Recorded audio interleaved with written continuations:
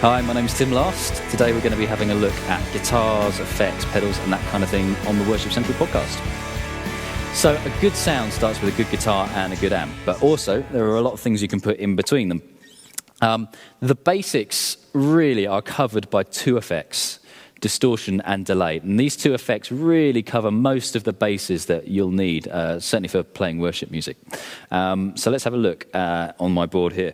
Now I've got two delay units here. I've got a Line 6.1 and a DD20, a Boss, which is maybe a little bit excessive, but this DD20 is amazing. Handy, useful little unit. Now, in delay, there are a few different delay types. The first I would say that you might want to use is analog.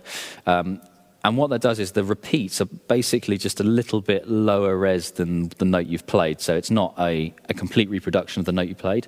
It actually loses a little bit of top end. So I don't know if you can hear it if I just play a note.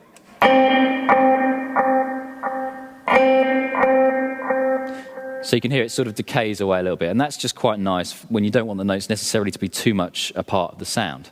Now the other type of delay which is quite handy is a digital one. Now digital delay is really just a kind of reproduction of what you've just played. So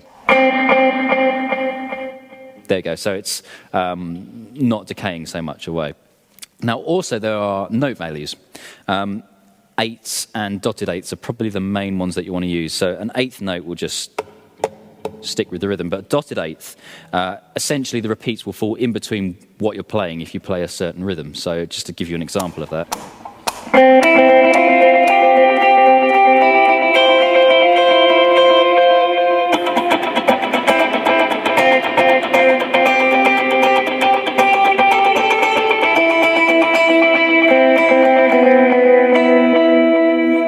Now the other sound is distortion, and I'm sure you know what that is, but just a good distortion unit. So to go from a nice clean sound, it's a little bit out of tune, but to a nice fat chunky sound. A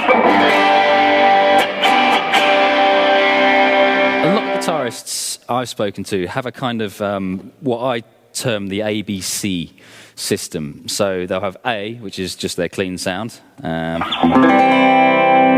Then they might have like a B, which is just like a slightly crunchier, just slightly louder sound. So.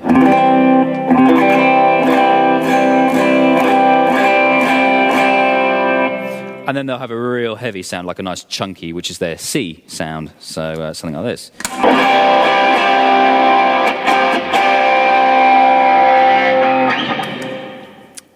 And that covers a lot of bases and is quite useful. I often, maybe some songs might just use my kind of B and C sound, and then maybe there might be some quiet parts where I'll just use my clean A sound.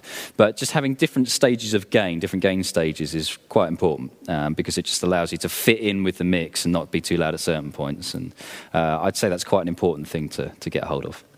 So a few other effects that I quite like to use. I'm a big fan of the whammy. I only ever really use it in the octave setting, so it'll add an octave above.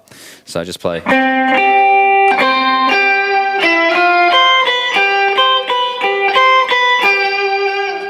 So that's a pretty cool sound, quite a fan of that. Got a tremolo on here as well.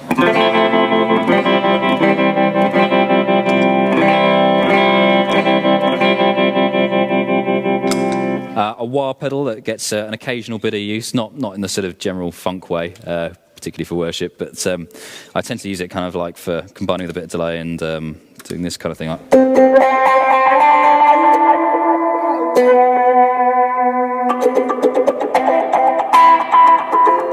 great thing is when you start combining effects, it can be quite fun. So if I, for example, pop on a bit of a dotted eighth delay, maybe a little bit of distortion and a whammy, we get something like this.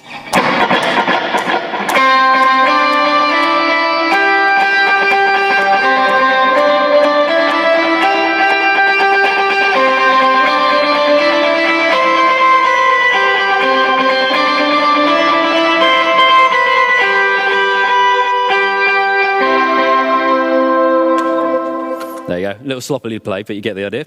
Yeah, and you can do some other interesting things as well. So for example, if I put on like a nice strong delay here, and just use this volume pedal just to swell into it, I can get some kind of nice vibey sounds.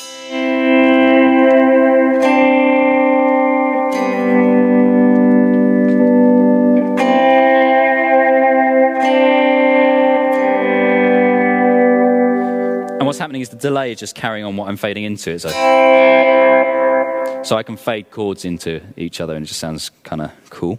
Another thing I like to do, just kind of my own thing, is I like to put on the reverb with 100% wet. So there's none of the original guitar signal coming through. And it just does something a little bit like this. Maybe with a little bit of whammy.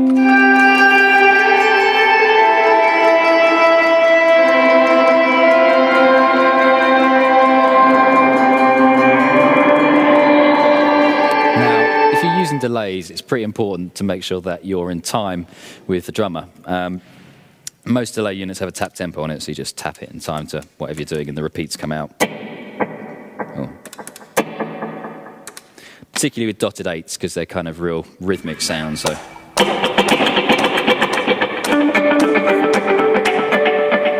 So you just want to make sure that it's all linked in time. This DD20 is great because I can put an external tap in, and that's actually not the Boss one. It's just a keyboard expression pedal that I found, which works real good. So yeah, make sure you're in time. Okay, the order that you wire effects in is quite important. There are no hard and fast rules. There are principles, and often a lot of cool sounds have come about because people mess around with things and break the rules. But generally what you'll do, you'll start with kind of pitch and that kind of those sort of effects first. So I would generally wire a whammy in first because it needs a nice clean sound from the guitar in order to do what it's doing, which is to sort of shift octaves and stuff like that. So you start off with that kind of thing. Then you might go into a wah pedal. Then you'll generally have your distortions and stuff like that. And then you have your delays. Now, it sounds much nicer having the distortions before the delays. It sounds better to have a distorted sound delayed than a delayed sound distorted, if that makes sense. I hope so. So yeah, just have a think and just play about with the order. Even the order of different distortions, you know. So I've got this one here, which is a bit lighter, and this one here, which is a bit... actually put them on together. So just have a play around and see what you think. And again, there are no hard and fast rules, but just find out, find what you think works and have a bit of a mess around and find out what your sound is. Other things you might want to use, you could use a slide, which is quite handy sometimes. I actually like to make sounds using my slide, maybe a bit of analog delay and then fade in and sort of do some vibey stuff.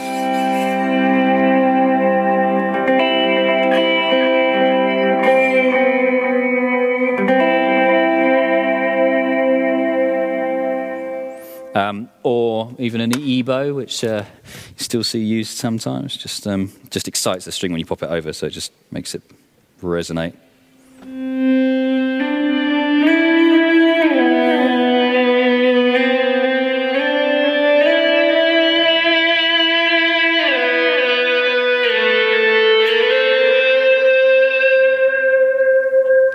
Just kind of like that. Different pickup positions also make a bit of a difference on the sound. If I put it on the neck pickup of this old telly that I got, this is a thin line, generally it sounds a bit mellow. In the middle. And the bridge is a bit harsher, so that makes a bit of a difference in tone as well. I tend to keep it in the centre there. It's quite nice for jazz.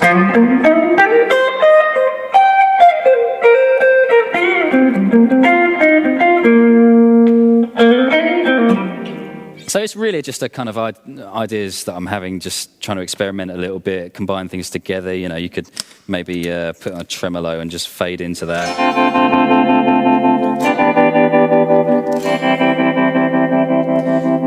You know, so mess around, try different things out. The other thing is, you know, I've gone through quite a few pedals in my time, and if I'd learnt a scale for every pedal I bought, I'd probably be a much better guitarist. So keep up with the theory, and you know, sounds are all cool, but learn your scales. Yeah, so I hope that's been useful. This is a Worship Central podcast. See you soon.